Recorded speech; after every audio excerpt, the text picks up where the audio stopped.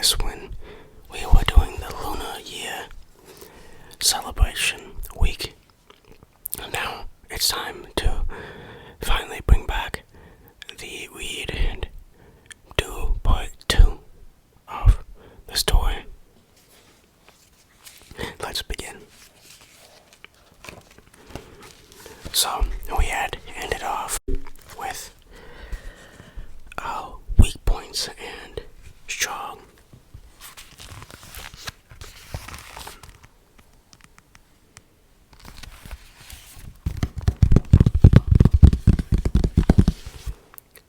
So, we can go forward and see what the weak points and strong points are. Let's begin.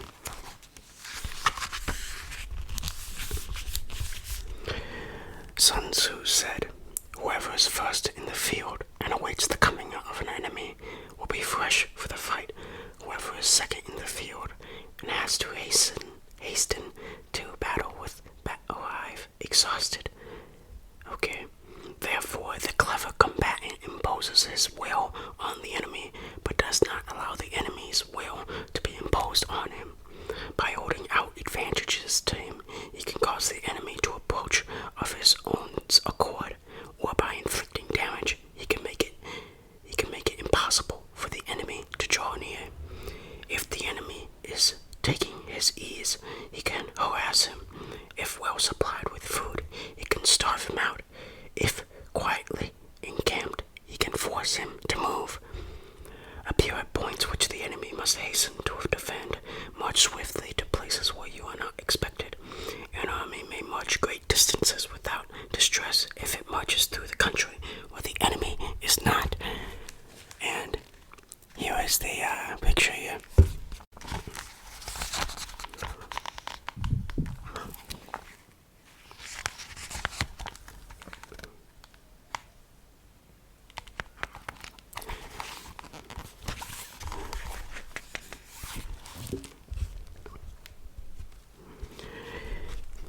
You can be sure of succeeding in your attacks if you only attack places which are undefended. You can ensure the safety of your defense if only at positions that cannot be attacked. Hence, that general is skillful in attack whose opponent does not know what to defend, and he is skillful in defense whose opponent does not know what to attack. Oh, define the art of subtlety and secrecy. Through you we learn to be invisible, through you inaudible, and hence we can hold the enemy's fates in our hands. You may advance and be absolutely. If you make for the enemy's weak points, you may retire and be safe from pursuit. If your movements are more rapid than those of the enemy, if we wish to fight the enemy can be forced to an engagement.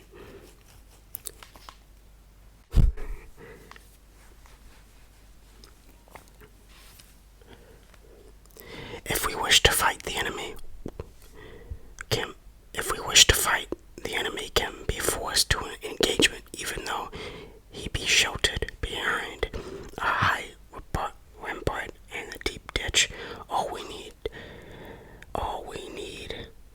do is attack some other place that will be obliged to relieve. If we do not wish to fight, we can prevent the enemy from engaging us, even though the lines of our encampment be merely traced out on the ground. All we need do is to throw something odd and unaccountable in his way.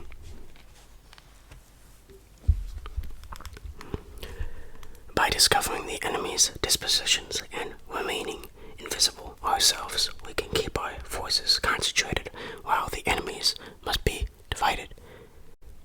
We can form a single united body while the enemy must split up into fractions. Hence there will be a whole pitted against separate parts of a whole, which means that we shall be many to the enemy's view. And if we are able thus to attack an inferior force with a superior one, our opponents will be dire in straits. The spot where we intend to fight must not be made known, for then the enemy will have time to prepare against a possible attack at several different points, and his forces being thus distributed in many directions and numbers, we shall face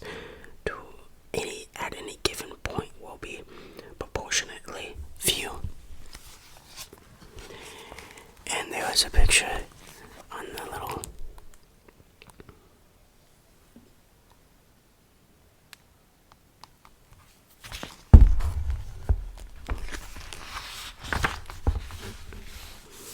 This one's a long chapter.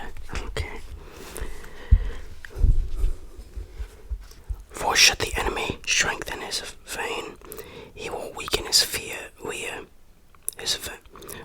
For should the enemy strengthen his van, he will weaken his rear. Should he strengthen his rear, Jesus Christ, he will weaken his van. Should he strengthen his left, he will weaken his right. Should he strengthen his right, he shall weaken his left. If he sends reinforcements everywhere, he will everywhere be weak. Numerical weakness comes from having to prepare against possible attacks. Numerical strength from compelling our adversary to make these preparations against us. Knowing the place and time of coming battle, we may concentrate from the greatest distances in order to fight. But if neither time nor place be known, then the left wing will be impotent to secure the right equally impotent to secure the left, the van unable to relieve the rear to support the van. How much more so if the furthest portions of the army are anything under 100 li apart, and the nearest are separated by several li. Though, according to my estimate, the soldiers of Yoye exceed our own number, that shall advantage them nothing in the matter of victory. I say, than that the victory be achieved. Though the enemy be stronger in numbers, we may prevent him from fighting schemes so as to discover his plans and the likelihood of their success.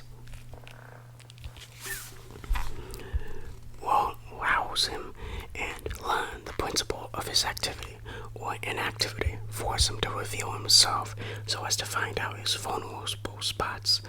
Carefully compare the opposing army with your own, so that you may know where the strength is subordinate and where it is deficient. In making tactical dispositions, the highest pitch you can attain is to conceal them. Conceal your dispositions, and you will be safe from the prying of subtlest spies, from the machinations of the wisest brains. How victory may be produced for them out the enemy's own tactics, that is what the multitude cannot comprehend. All men can see the tactics hereby I conquer, but what none can see is the strategy out of which victory is evolved. Do not repeat the tactics which have gained you one victory, but let your methods be regulated by infinite variety and circumstances.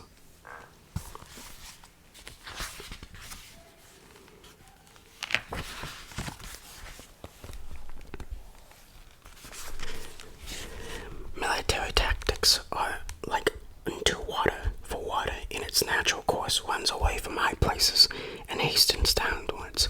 So in war, the way to avoid what is strong and to strike what is weak, water shapes its course according to nature of the ground over which it flows.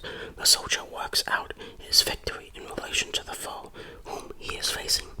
Therefore, just as water retains no constant shape, so in warfare there are no constant conditions. He who can modify his tactics in relation to his opponent and thereby succeed in winning may be called a heaven-born captain. The 5 elements: water, fire, wood, metal, and earth were all okay until the Fire Nation attacked. They were not always equally prominent, but the 4 seasons make way for each other in turn. There are short days and long. The moon has its periods of waning and waxing.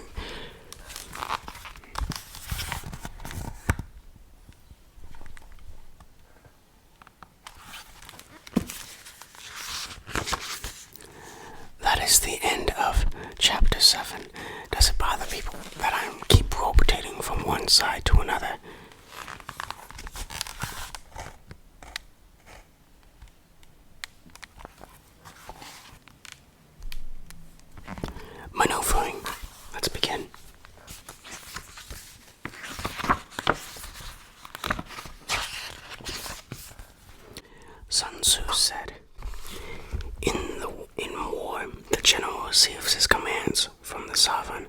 Having collected an army and concentrated his forces, he must blend and harmonize the different elements thereof before pitching his camp. After that comes tactical maneuvering, than which there is nothing more difficult.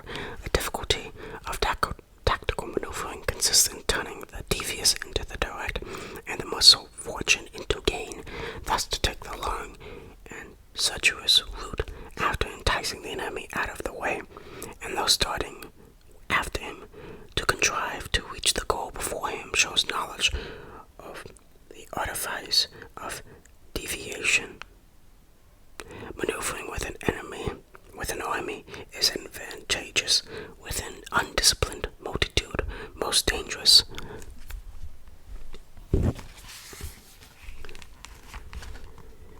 If you set fully equipped army in march in order to snatch an advantage, the chances are that you will be too late. On the other hand, to detach a flying column for the purposes involves the sacrifice of its baggage and stores. Thus, if you order your men to roll up their buff coats and make forced marches without halting day or night, covering double the usual distance at a stretch, doing 100 li in order to wrest an advantage, the leaders of all your 3 divisions will fall into the hands of the enemy. The stronger men will be in front, the jaded ones will fall behind, and on this plan only 1/10 of your army will reach its destination. If you march 50 li in order to outmaneuver the enemy, you will lose the leader of your first division, and only half your force will reach the goal. If you march 30 li with the same object, 2/3 of your army will arrive. We may take it then that an army without its baggage train is lost. Without provisions, it is lost. Without bases of supply, it is lost. We cannot enter into alliances until we are acquainted with the designs of our neighbors.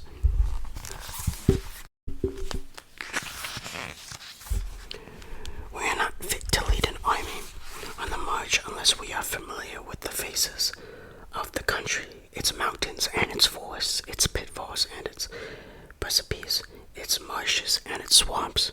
We shall be unable to turn natural advantage to account unless we make use of local guides.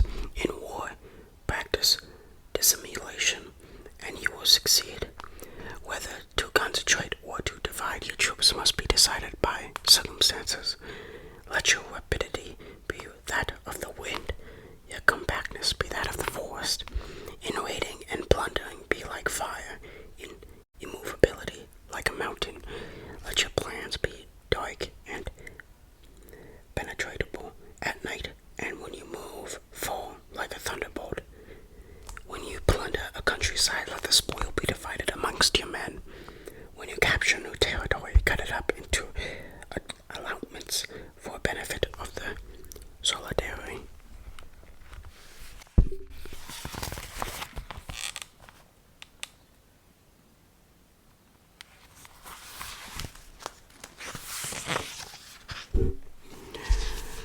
Ponder and deliberate before you make a move. He will conquer. Who has learnt the artifice of deviation, such as the art of maneuvering? The Book of Army Management says, on the field of battle, the spoken word does not carry far enough, hence the institution of gongs and drums, nor can ordinary objects can be seen clearly enough, hence the institution of banners and flags. Gongs and drums, banners and flags are means hereby the ears and eyes of the host may be focused on one particular point. The host thus forming a single united body, it is impossible either for the brave to advance alone or for the cowardly to retreat alone. This is the art of handling large masses of men. In night fighting, then make much use of signal flares and drums. In the fighting by day of flags and banners, as means of influencing the ears and the eyes of your army. A whole army may be robbed of its spirit. A commander-in-chief may be robbed of his presence of mind.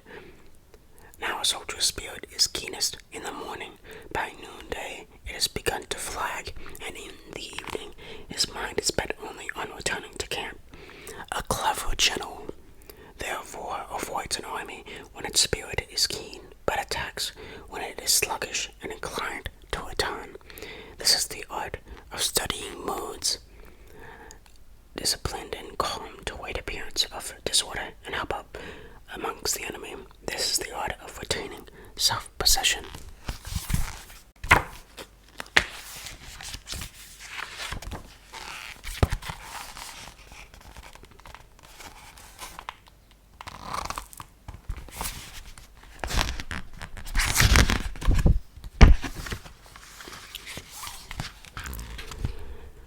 To be near the goal while the enemy is still far from it.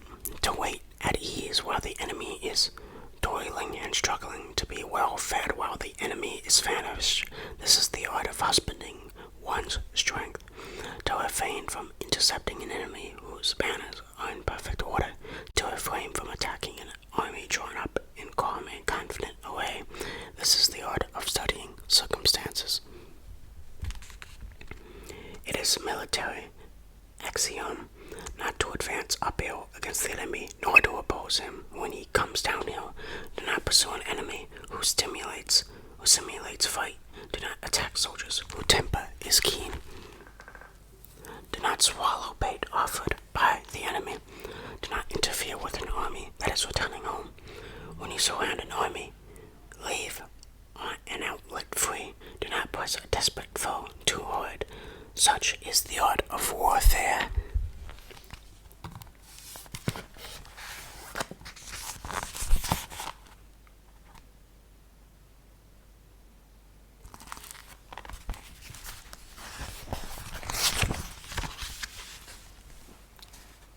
It's time to put the hood up.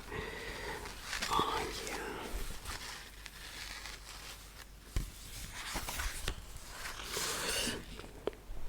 Variation in tactics. Yes.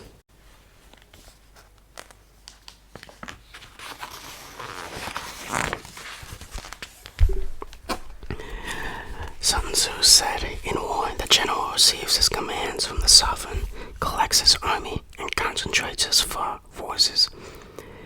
When in difficult country, do not encamp.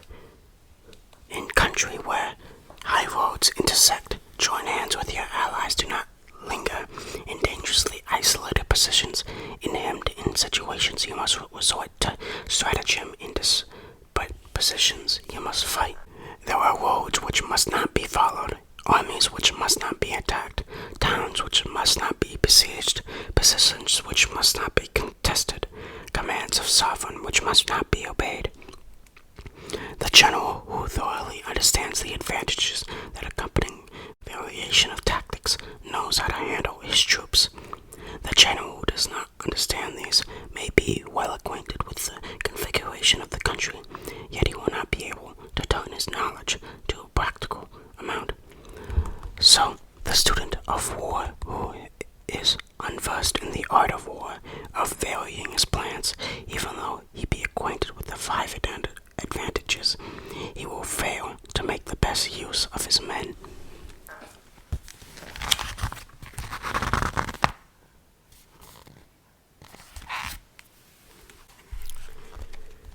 Hence, in the wise leader's plans, considerations of advantage and of disadvantage will be blended together, and our expectation of advantage will be tempered in his way. We may succeed in accomplishing the essential part of our schemes, if on the other hand, in the midst of difficulties, we are always ready to seize an advantage, we may extricate ourselves from fortune. That is not the word he used, but I'm gonna run with it. Reduce the hostile chiefs by inflicting damage on them, and make trouble for them, and keep them constantly engaged, without suspicious allurements,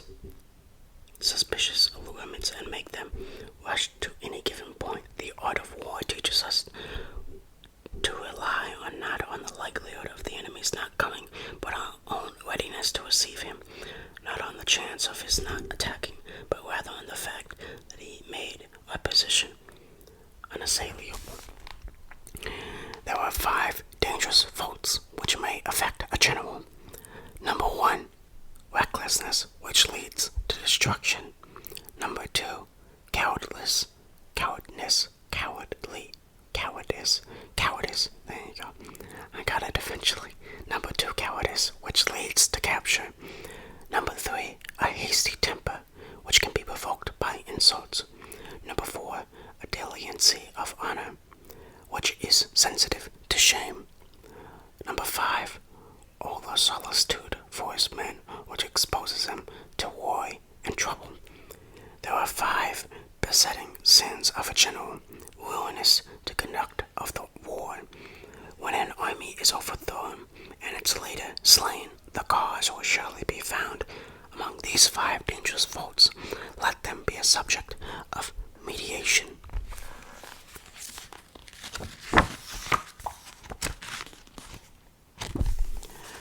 I think that is where we will end it today.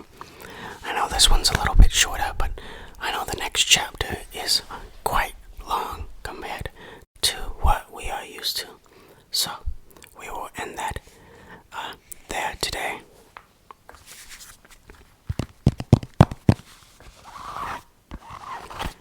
If you enjoy this reading, leave a like and a comment, and you can subscribe if you wish.